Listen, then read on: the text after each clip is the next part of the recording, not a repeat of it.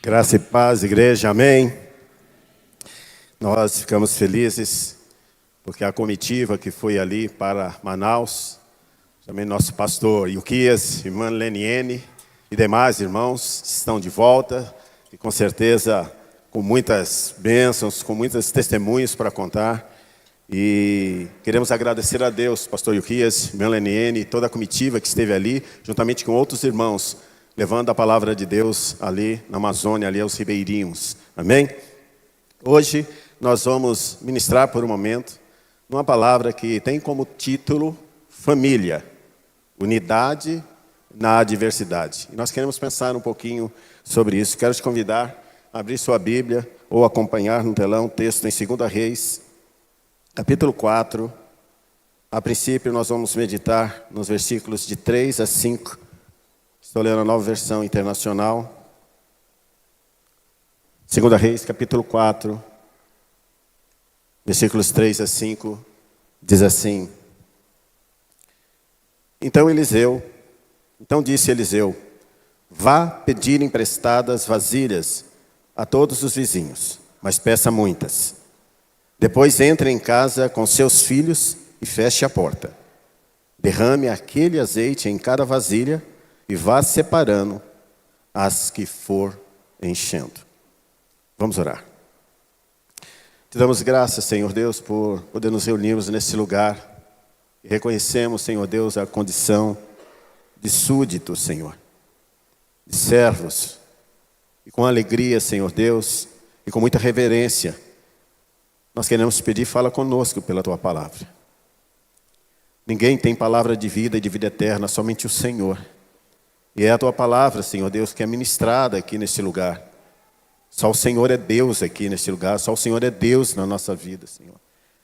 Prepara, Senhor Deus, os nossos corações, que nós possamos sair daqui esta noite inundados por aquilo que é a Tua vontade, Senhor Deus, para nós e para a nossa família, Senhor.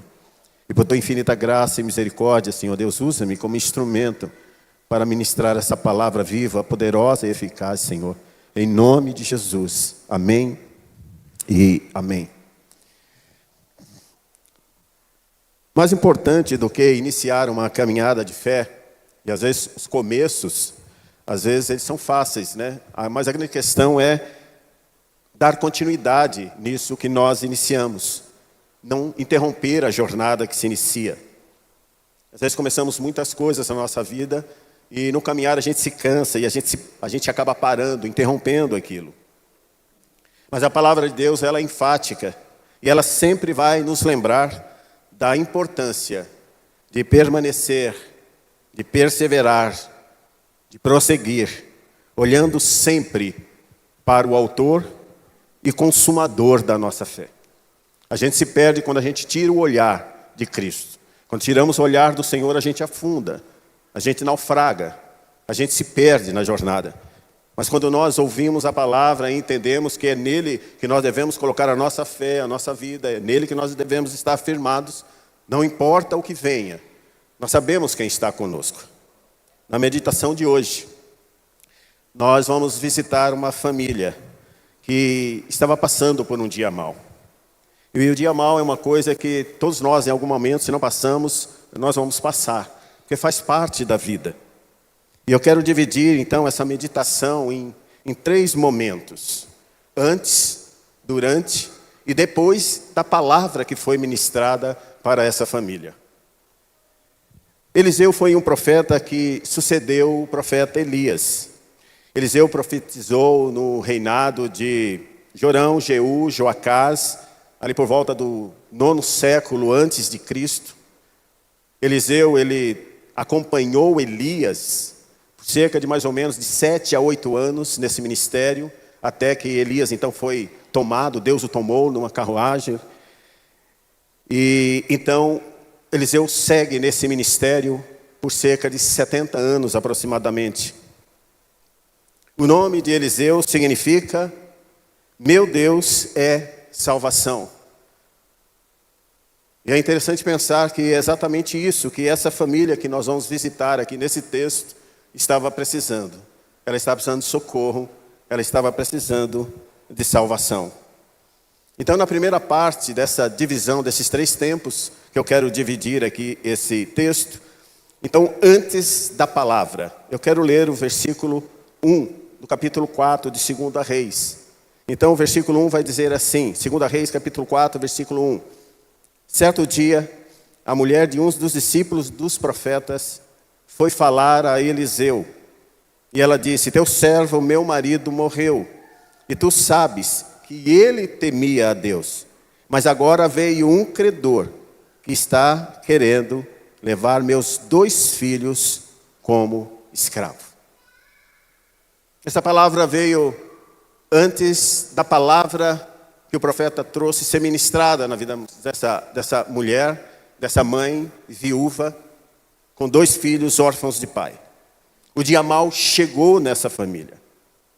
E nós podemos imaginar esse cenário, um cenário que, além do luto, da perda daquele que trazia o sustento para casa, um cenário também de dor, cenário de vergonha, porque ninguém gosta, não é confortável a gente ficar sendo cobrado quando, por algum desarranjo da vida, a gente deixa de honrar algum compromisso, a gente se sente envergonhado, isso mexe com a gente, isso traz um desconforto, a gente não fica à vontade, a gente fica envergonhado.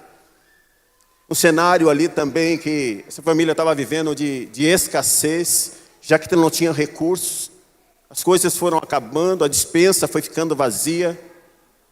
E isso traz uma preocupação muito grande para essa mãe, para essa família, porque o credor, ele não vai respeitar sentimentos. O credor respeita o pagamento. Se os pagamentos estão em dia, o credor não vai nem falar nada com você.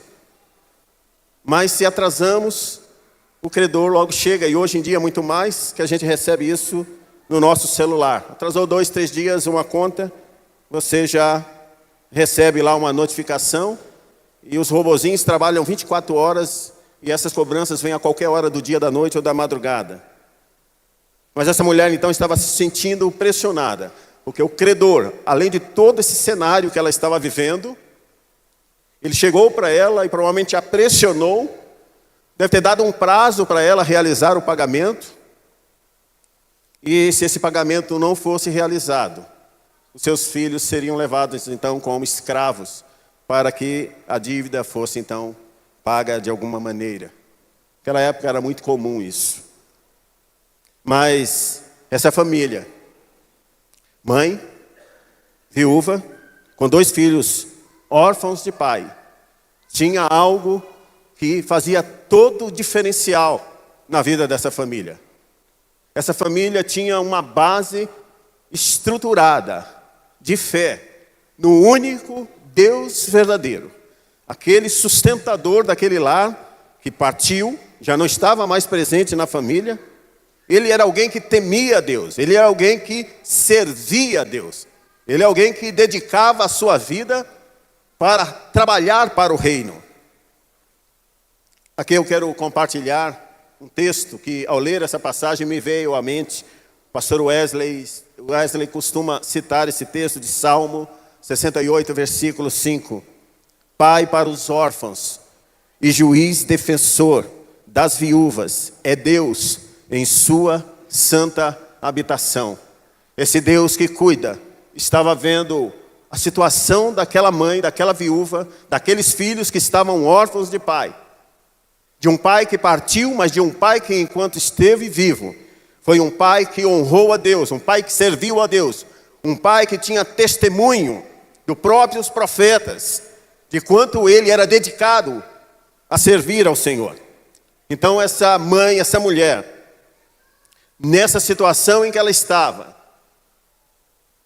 diante de toda essa pressão, ela então vai falar com o servo do Senhor, ela vai falar com o profeta de Deus. Então agora nós entramos no momento em que eu designei como durante a palavra, que aqui o profeta vai ministrar na vida dessa mulher e dessa família. 2 Reis, capítulo 4, eu quero ler os versículos 2 a 5. Eliseu perguntou-lhe: como posso ajudá-la? Diga-me, o que é que você tem em casa? E ela respondeu: tua serva não tem nada além de uma vasilha de azeite. Então disse Eliseu: vá pedir emprestadas vasilhas para todos os teus vizinhos, mas peça muitas vasilhas. Depois entre em sua casa com os seus filhos, feche a porta, derrame daquele azeite em cada vasilha e vá separando as que você for enchendo. E quantas não são as vezes que situações que se abatem sobre as nossas vidas nos faz perder o chão. Nos faz muitas vezes achar que não há mais solução. Nos faz olhar para um cenário e achar é impossível vir alguma resposta para que se solucione essa situação. Mas o caminho de Deus, ele é perfeito. A sua palavra é poder, ela é escudo para todos aqueles que nele confiam. E aquela mulher, aquela família tinha aprendido a confiar no Deus de Israel, no Deus Todo-Poderoso, no Deus que não falha, não falta nas suas promessas, num Deus presente, mesmo em meio às mais diversas adversidades da vida. Essa família, num primeiro momento, quando tudo isso se abateu sobre eles poderiam talvez começar a jogar a culpa um no outro, talvez procurar responsabilizar alguém. A culpa é sua, você não se preparou, você poderia ter feito mais. Porque é muito fácil quando as coisas estão indo muito bem, quando a conta está no azul, quando todo mundo está com saúde, é muito fácil viver essa unidade. Mas a verdadeira unidade, ela vai se mostrar em família. Quando a adversidade, quando a dificuldade chegar. Quando nossa agenda for completamente mudada, devido a circunstâncias que se abatem, e que nós temos que mostrar nossa atitude como família, que estamos preocupados sim. São planos, projetos que são mudados, alterados, para atender aquele que está precisando de socorro. Precisamos viver, então, como família, essa unidade, mesmo em meio aos momentos mais difíceis, onde tudo parece que é uma tragédia, mas quando nós temos como base aquele que é a rocha eterna, inabalável, e que tem mudado e transformado a nossa vida, nós podemos ter certeza que Ele estará presente conosco, independente das circunstâncias. Ele estará presente conosco, nos guiando na jornada, ainda que haja lágrima, é verdade. Talvez a família chorou muito, e com certeza, chorou a perda do pai, do esposo. E o amanhã agora, como vai ser? E as preocupações, e as dívidas, e a despensa. Mas há uma viva esperança naquele que não falta, Ele é presente todo o tempo, mesmo no tempo de vales, mesmo no tempo em que temos que passar pelos mais difíceis momentos da nossa vida. Podemos confiar que Ele não falta, Ele é um Deus presente. Essa mulher, essa família, ela foi buscar o profeta, e o profeta então, ele dá um direcionamento para ela. O profeta Eliseu, usado por Deus, palavra profética, ele transmite, ele dá para aquela mulher as diretrizes, o passo a passo. Porque quando buscamos ao Senhor, nós não ficamos perdidos na jornada. Quando sabemos em quem temos crido e buscamos a Deus, podemos ter a certeza que Ele é o caminho, Ele é a verdade, Ele é vida. Podemos ter a certeza que não estaremos só nesse caminho. E o profeta então, ele diz àquela mulher o que ela deveria fazer. E é importante a gente notar aqui nessa passagem, que quando ele faz a pergunta, como eu posso te ajudar? E o que é que você tem em casa? Nós vemos esse cuidado de Deus que quer nos chamar todo o tempo, desde o Éden, desde quando o homem cai ali. Deus não nos joga para o escanteio, mas Ele vem até nós. Porque Ele nos criou para relacionamento com Ele. Ele nos criou para o louvor da sua glória. Então Ele nos chama todo o tempo para na jornada, na caminhada da fé, vivermos esta unidade e superarmos toda e qualquer circunstância, confiado e firmado nele. E Deus, então, usando o profeta, e o profeta lança essa pergunta: como eu posso te ajudar? O que é que você tem na sua casa? E essa mulher fala: a tua serva não tem nada, a não ser uma vasilha com azeite. Deus então chama para participar com aquilo que é ordinário, com aquilo que é natural, porque essa é sempre a nossa parte. Mas nessa caminhada com Deus, nos colocando à disposição, abrindo a nossa vida, o nosso coração, para a realidade do que somos e do que temos, expressando a nossa dependência dEle. E esse Deus então age naquilo que é sobrenatural e extraordinário. Essa família precisava viver isso. Ela precisava de um milagre. É na obediência e perseverança que nós alcançamos o favor de Deus. Quando Eliseu faz a pergunta: o que é que você tem em casa? E ela fala a única coisa que ela tinha. A despensa já estava vazia. Só sobrou ali uma vasilha de azeite. Ela recebe então do profeta uma diretriz. E eu gosto de pensar, eu olho para esse cenário, eu mergulho, eu tento enxergar o momento em que essa situação estava acontecendo. Porque essa mulher, a realidade dela com os filhos também estava sendo observada pelos seus vizinhos. Talvez ao passar pelos vizinhos, um pouco cabisbaixa, porque às vezes a vergonha nos impede de olhar no olho do outro. Mas o profeta fala: você vai até esses seus vizinhos, e você vai pedir para ele vasilhas, todos, não peça pouca, peça muitas vasilhas. Reúne todas essas vasilhas. E você vai com seu filho para casa, com seus filhos, entra e fecha a porta da sua casa. Talvez existisse ali uma curiosidade. Que coisa estranha. Uma pessoa que está numa situação praticamente de miséria, passando dificuldade, fome, vergonha. O que ela quer com tanta vasilha? O que ela quer com tantas vasilhas vazias? Ela não pediu nada dentro dessas vazias. Ela não pediu um pouco de comida. Ela pediu vasilhas vazias. E pediu muitas. E o profeta deu essa diretriz, essa direção para ela e para a sua família.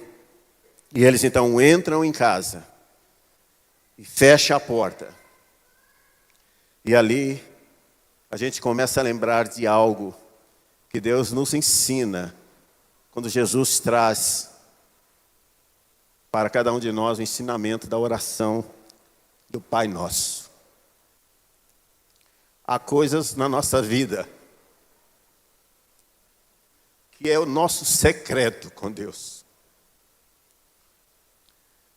E Deus quer que nós fechemos a porta e falemos com Ele no secreto. Porque há coisas que Ele quer derramar sobre a nossa vida e sobre a nossa família no secreto com Ele. Não precisamos de plateia. Não precisamos de holofotes, de luzes. Não precisamos de gente curiosa. Precisamos fechar a porta e ir para o secreto com Deus, quando o Senhor Jesus ensina sobre a oração do Pai Nosso. Ele vai dizer: o Pai que te vê em secreto, te recompensará. Ele vai ouvir a tua oração. Ele vai ouvir o teu clamor. Mateus 6, versículo 6, a parte B. O Pai que vê em secreto, te recompensará. Prepare-se, pois, a providência do Eterno está presente na sua casa. E o azeite, então, vai transbordar. O azeite vai transbordar. Eu gosto de pensar a maneira que Deus trabalha. Esse Deus é maravilhoso, Ele é tremendo. Eu separei aqui somente 4, mas a Bíblia é repleta desses exemplos. como em pequenos gestos, né? Que Deus Ele não precisa ter nada na sua mão para trazer algo à existência. A palavra dele é poder e traz à existência do nada qualquer coisa que ele queira, porque ele é Deus. Ele criou todas as coisas quando nada existia. Mas eu separei, por exemplo, o momento em que Moisés, ele recebe um grande desafio. Ele tinha um grande desafio à sua frente. E algumas indagações dele diante de Deus. Em Êxodo 4, versículo 2, nós vamos ver o Senhor Deus fazendo a seguinte pergunta para Moisés: o que é que você tem em suas mãos? Era um simples cajado. Parecia nada. Mas é esse Deus que toma as coisas mais simples, mais humildes, e confunde aqueles que se acham. Confundiu o faraó. Confundiu a maior autoridade terrena na época. O que é que você tem em sua mão, Moisés? E a partir dali Deus começou a mostrar a Moisés que o eu sou estava presente com ele na jornada, na caminhada, independente do desafio que viria, independente da adversidade que se apresentaria diante dele. Em 1 Reis, capítulo 17, dos versículos 7 ao 16, nós vamos ver o antecessor de Eliseu, Elias. No momento em que ele está ali também num cenário onde aquela viúva de Sarepta, e ele fala para aquela viúva que iria alimentá-lo, sustentá-lo. Ele pede água e depois ele fala, me traz também um pão. E aquela viúva, ela fala, eu só tenho um punhadinho de farinha.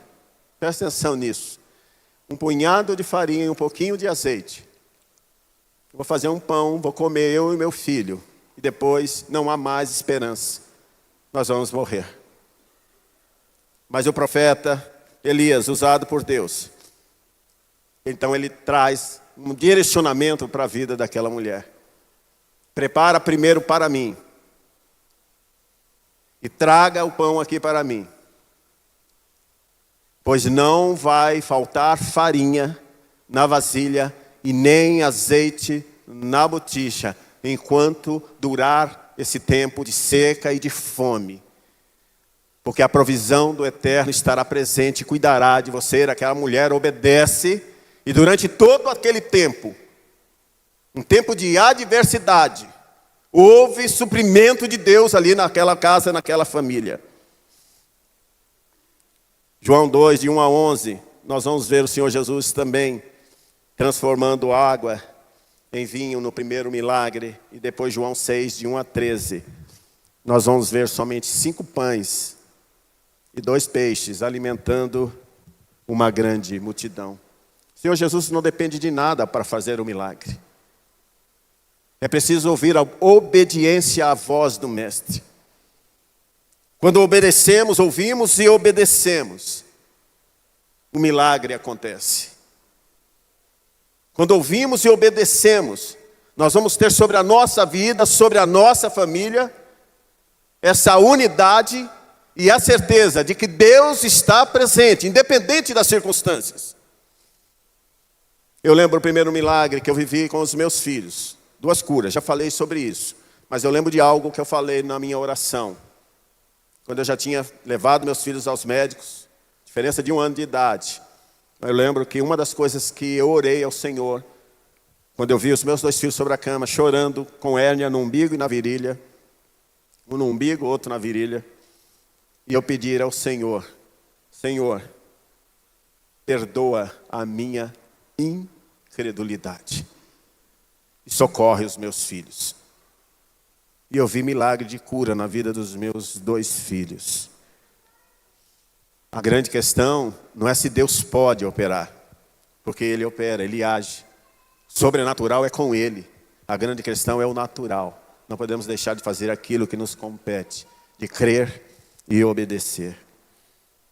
Então essa mulher, antes de receber a palavra, ela traz ali o cenário em que ela está vivendo. Ela vai ao profeta e ela recebe essa palavra ali. E agora nós vamos ver uma parte, depois que ela recebe então essa palavra, 2 Reis 4, de 5 a 7.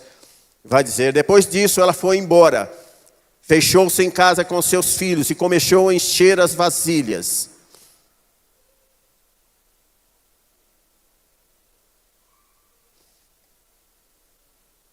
E começou a encher as vasilhas que seus filhos lhes traziam. Quando todas as vasilhas estavam cheias, ela disse a um dos filhos: traga-me mais uma vasilha.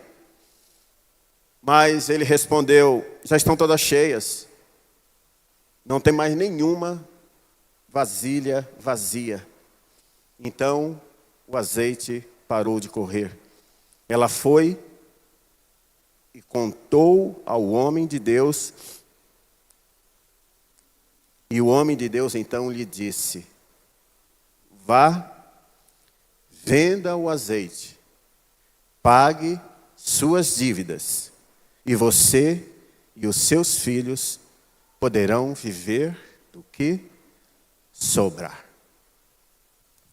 Nas estratégias de Deus, não cabe a gente querer entender. Cabe somente obedecer. Tem muita gente querendo explicar milagre. Milagre não se explica. Milagre se vive. Até hoje não sei como Deus fez, mas eu sei que Ele fez. E Ele curou meus 2 filhos de hérnia.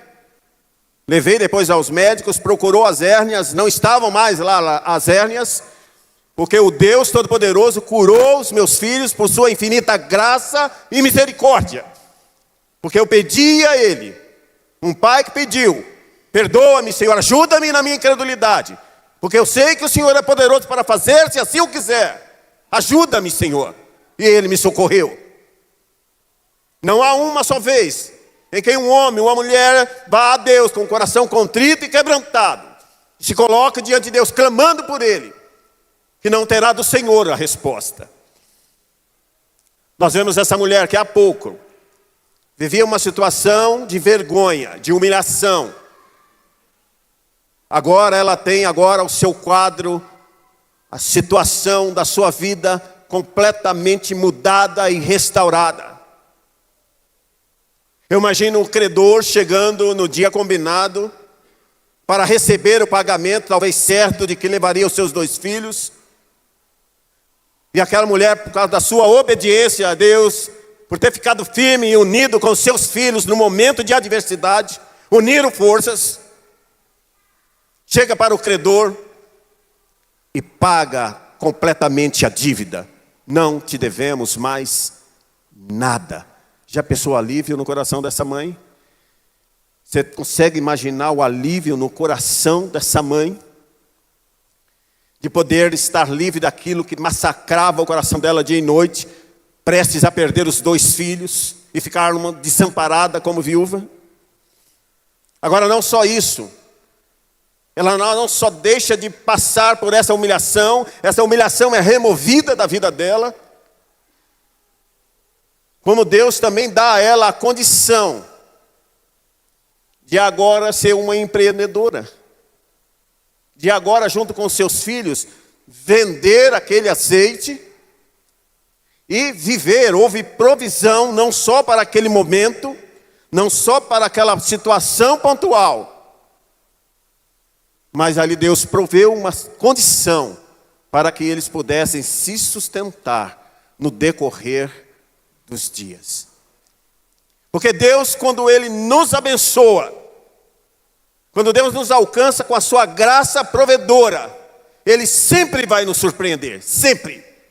Quando Ele encontra um coração obediente, quando Ele encontra uma família unida, quando Ele encontra uma família que no momento da dificuldade está junto ali, onde não há acusação para um nem para outro, mas há unanimidade, o problema não é seu, de A ou B, mas a situação é nossa, nós estamos juntos, vamos clamar, vamos buscar ao Senhor.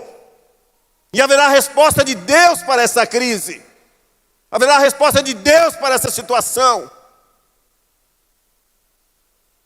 Eu quero ser ousado no Espírito Santo de Deus aqui, para dizer que Deus é poderoso para mudar circunstâncias que talvez a tua família esteja passando hoje. Ele é poderoso. Agora Ele quer encontrar essa unidade e essa obediência à sua palavra, para que a gente possa viver o sobrenatural de Deus na nossa casa, na nossa vida e na nossa família. Eu quero caminhar para o final, aplicando 4 aplicações somente. Daria muito mais, mas eu quero fazer 4 aplicações somente. Pensando na história dessa mulher, como Deus agiu nessa família. E como isso pode ser aplicado para nós hoje. Famílias que permanecem unidas na adversidade se revestem de toda a armadura de Deus. Porque o dia mau vem, é verdade, sabemos disso. O texto de Efésios 6,13 vai dizer: por isso, vistam-se de toda a armadura de Deus, para que possam resistir no dia mau e permanecer firme, inabaláveis, depois de terem feito tudo. Famílias que permanecem unidas na adversidade, é famílias que entendem que não deve existir ali divisão, porque a casa dividida, ela não consegue permanecer. A casa dividida, ela não prospera. A casa dividida, ela não vai ter paz. A casa dividida, ela não vai agradar a Deus. Mas a casa que permanece unânime e busca em Deus resposta, essa casa alcança a resposta do Senhor. Revestir de toda a armadura de Deus é proteção de Deus. É saber que Deus nos guarda em todo o tempo. Famílias que permanecem unidas na adversidade têm a sua satisfação em Deus e não em coisas, e não em objetos, em bens, em recursos. Salmo capítulo 1, versículo 2 e 3 vai dizer: sua satisfação está na lei do Senhor, e na sua lei medita dia e noite. Essa família vai ser como uma árvore plantada à beira de águas correntes, que dá seu fruto no tempo certo, e suas folhas não murcham. E olha só, tudo o que ela fizer, prosperará. Será bem sucedido. Porque confia no Senhor, se alegra em Deus, tem a sua satisfação em Deus. Famílias que permanecem unidas na adversidade, não temem as más notícias, porque elas virão em algum momento. Texto de Salmo 112, 6-8, ele vai dizer: o justo jamais será abalado, para sempre se lembrarão dele. Não temerá más notícias, seu coração está firme, confiante no Senhor. O seu coração está seguro e nada temerá. No final verá a derrota dos seus adversários. Eu tento imaginar o olhar daquela mulher quando ela paga o seu credor, aquele que queria levar seus filhos, e ela tem a satisfação de honrar o compromisso, pagar a dívida, se libertar, se livrar daquela situação. Famílias que permanecem unidas na adversidade se reconhecem totalmente dependentes de Deus. Romanos 11, 36. Essas famílias fazem isso.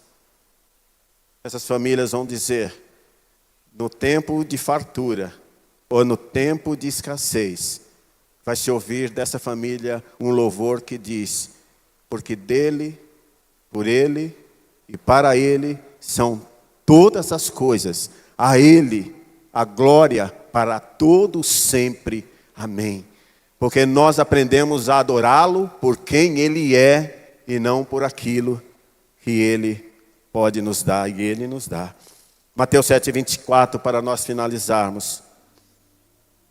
E aqui vai falar da casa que está alicerçada sobre a rocha. Portanto, quem ouve essas minhas palavras e as pratica é como um homem prudente, que construiu a sua casa sobre a rocha. Caiu a chuva, transbordaram os rios, sopraram os ventos e deram contra aquela casa. Vieram os credores, veio a humilhação, começou a acabar os itens na despensa.